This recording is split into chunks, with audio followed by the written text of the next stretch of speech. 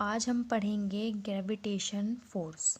सबसे पहले gravitation force में हम बात करेंगे ग्रेविटी की कि ग्रेविटी क्या होता है। तो ग्रेविटी जो है वो है अट्रैक्शन फोर्स। ठीक है, ग्रेविटी क्या है? अट्रैक्शन फोर्स है जो कि अर्थ लगाती है किसी भी ऑब्जेक्ट पर। ठीक है, और वो जो ऑब्जेक्ट है वो लिविंग और नॉन लिविंग दोनों पे फोर्स लगाती है। ठीक है, कैसा फोर्स लगाती है अर्थ? अट्रैक्टिव फोर्स, उसी को कहा जाता है ग्रेविटी।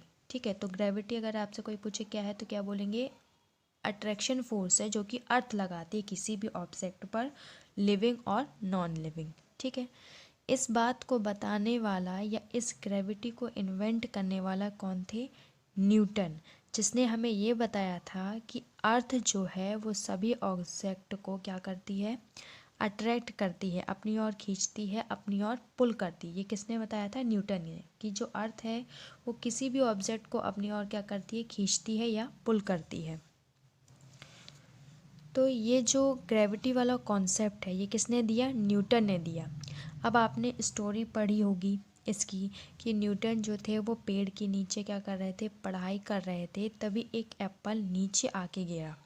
फिर वो सोचने लगे कि ये एप्पल नीचे आके क्यों गिरा, कहीं और क्यों नहीं गिरा, लेफ़्ट क्यों नहीं गिरा, राइट क्यों नहीं गिरा, या हवा में ही क्यों नहीं उड़ गया।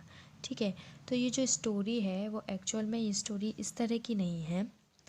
वो एक्चुअल में स्टोरी ये है कि वे अपने रूम में या ऑफिस रूम में या कैबिन में, ठीक है, कैबिन से खिड़की से बाहर की ओर देख रहे थे कि पेड़ से एक एप्पल क्या हो रहा है? नीचे की तरफ गिर रहा है। तो उन्होंने ये सोचा कि ये नीचे की ओर क्यों गिर रहा है, कहीं और क्यों नहीं गिरा। तो उन्होंने बहुत सोचा कि एप्पल नीचे क्यों गिरा, मतलब कुछ तो ऐसा है जो एप्पल को नीचे की तरफ क्या कर रहा है? पुल कर रहा है।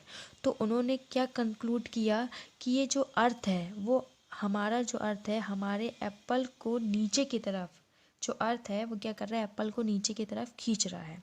ठीक है, तो अकॉर्डिंग टू न्यूटन, न्यूटन ने एक बात और कही है